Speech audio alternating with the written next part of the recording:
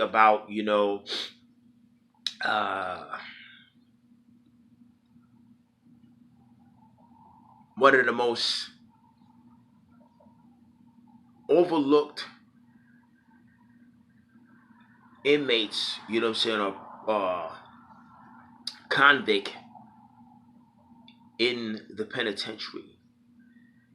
Um, some of y'all, for one, have individuals, friends, or have a certain family member, for one, that sits back and very observant, introspective, quiet, and reserved, but you don't know what they're thinking. Yeah. Um, there's a bird uh that I highly respect, but a lot of people, for one, they overlook this particular bird. This bird right here, I don't know about other birds, but this bird right here can see you in the dark. It's an owl. You know what I mean? And that's how uh, I was when I was incarcerated. Yes. When I was incarcerated, from what I saw a lot of things, man. You know what I mean? I was very strategic. I was an introvert, very empathic, highly sensitive. While guys, for one, were, you know, trying to outdo each other, try to outshine who got the most commissary, um, who got, they used to take the uh, prison clothes and basically starch them down just to try to look good in prison. While these guys, for one, were masturbating on female officers, uh, affiliating themselves with certain cliques. You're from, the north side of Houston. I'm from the south side of Houston. You from Brooklyn. I'm from Queens. You from Harlem. I'm from Staten Island or Long Island. You know what I mean? New Jersey, Philadelphia, uh, Louisiana, New Orleans. While these individuals, for one, were doing, all of that, guys into men, men into guys, I was, of course, the outcast, the oddball, you know what I mean? The one who would get up 2, 3 in the morning and do various exercises, but I was always to myself, you know what I mean? I was the one that was overlooked because the thing about it is, a lot of people, for one, they looked at me, but they couldn't figure me out. And you know what I was doing? I was constantly reading books. Yes, I know how to keep my personality in my pocket. You know what I mean? Yeah. One of the books that I read while I was in the penitentiary was this book right here, The 48 Laws of Power. This is a book right here. They eventually took it out the system because a lot of the inmates, or some of the inmates, for one, well, not so much of the inmates, but they pretty much knew that this book, for one, could cause inmates to think and do things for good or as well as bad. And then I read books like The Art of War. But in all actuality, you really don't need the books because whether intentional or unintentional, we utilize some of the principles in the 48 laws of power. For example, discovering each man's thumbscrew. Let me break it down. Everyone has a weakness, a gap in the castle. Okay, this is Law 33. That weakness is usually an insecurity, an uncontrollable emotion or desire, a need. It can also be a small secret pleasure. Either way, once found, it is a thumbscrew you can turn to your advantage.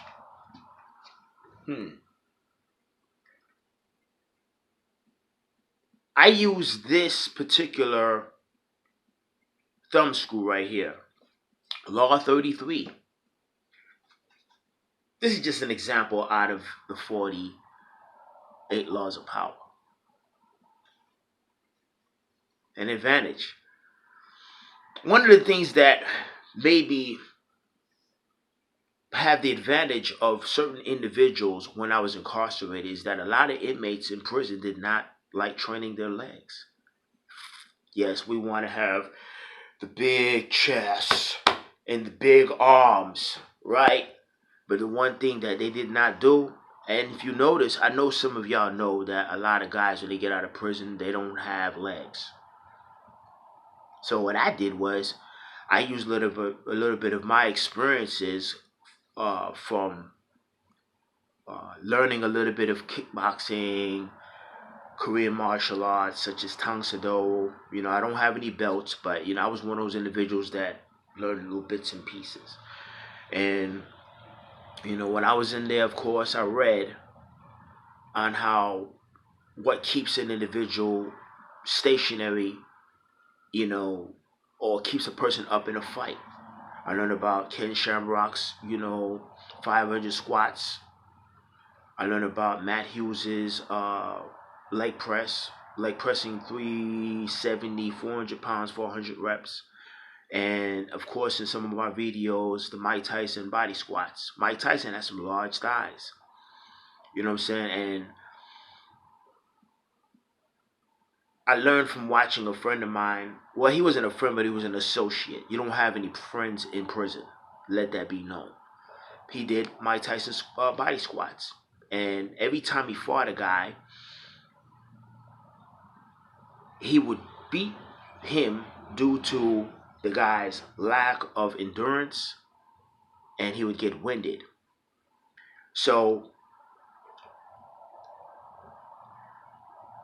me being a thinker and being cerebral and, always wanting to know and always being a lover of knowledge and an applier of knowledge in private and in secrecy, I figured a way on how to utilize knowledge and apply it. There was a guy on YouTube, not gonna call his name or whatever, but he so-called said that he was incarcerated and that you did not need legs, which is some bullshit. In prison, homie, when you're in a hostile environment and you don't know what's about to pop off, you need to have your foundation right. See what I'm saying? And everybody that I've encountered, they either were taking Bible papers, smoking with the Bible papers, putting tobacco paraphernalia. And when you smoke and you don't train your legs and you're not running and using the jump rope, guess what? You have nothing. You feel me? And the big guys, the ones who are always walking around, you see them in the gym, big as hell, but they don't train their legs. And as soon as they get into a battle with one of the other individuals, you know what I mean? They get knocked the fuck out. Or they get winded. See what I'm saying? So, that was my advantage. My advantage was seeing that a lot of the inmates, for one, didn't train their legs. See what I'm saying? They didn't do enough leg training. They did a bunch of push-ups. They did a bunch of um, dips, pull-ups. Yes, I do pull-ups. I do them all day. But the one thing that I, did not work out for in the penitentiary was I didn't work out for appearance. In there, you don't have time to try to focus on, looking good. A man that's walking around trying to look good in prison, either, you you're a punk, or you sweet, or you trying to get attention from men, or you just, yeah, that's just a mouthful. You know what I'm saying? In there, man, you know, you got to make sure your attitude's right, and you got to make sure your win is right, and you got to be strategic.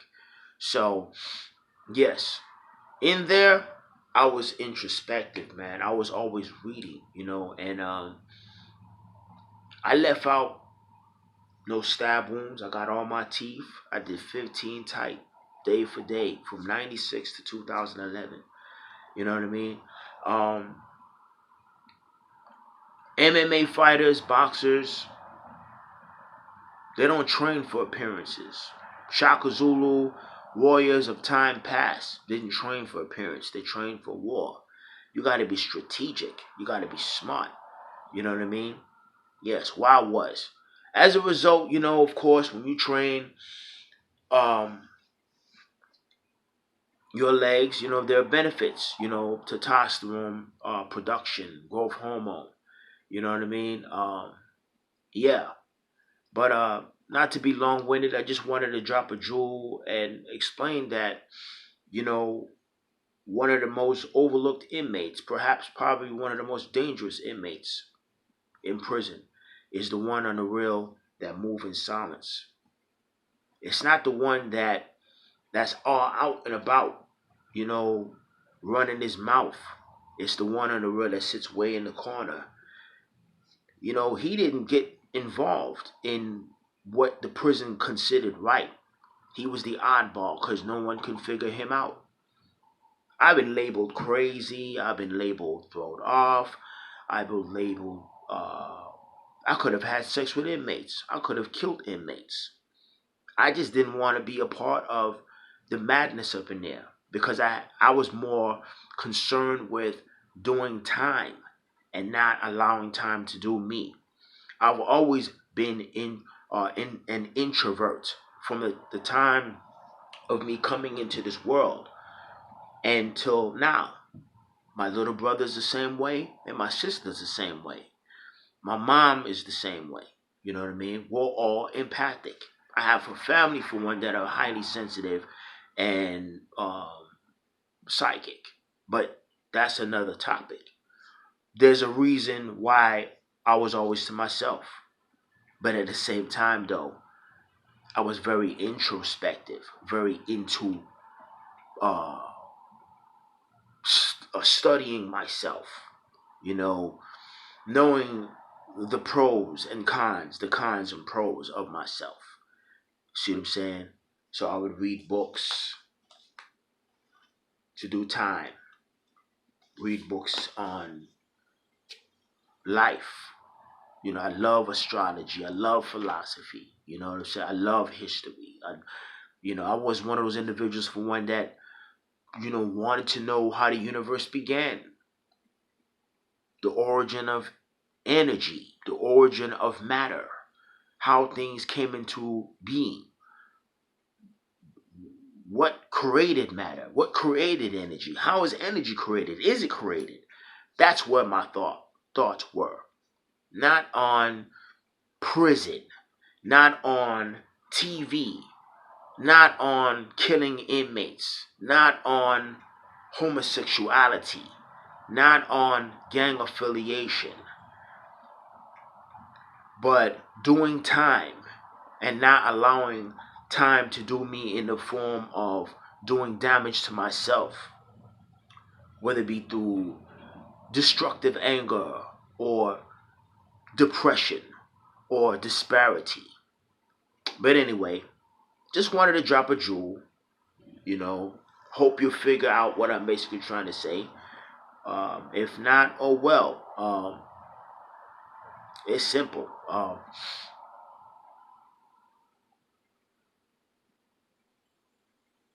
Don't never underestimate silent people, people from one who are introverted, because you might be surprised on what the person from one is hiding, or let's just say what they're capable of. Alright? Get the opportunity, man. Get this book here, man. It's a good book. 48 Laws of Power and The Art of War. These two books, they eventually took it from the inmates, because the inmates, for one, well, actually, they took it out of the system. But I managed to copy the notes. You know what I'm saying? And I utilize the principles, especially discovering a person's thumb screw. When you find out a person's thumb screw, when you could tell a woman whose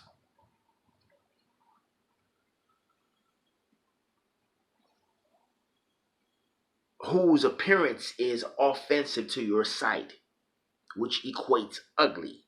When you could tell a woman that she's pretty, but in all actuality, her appearance is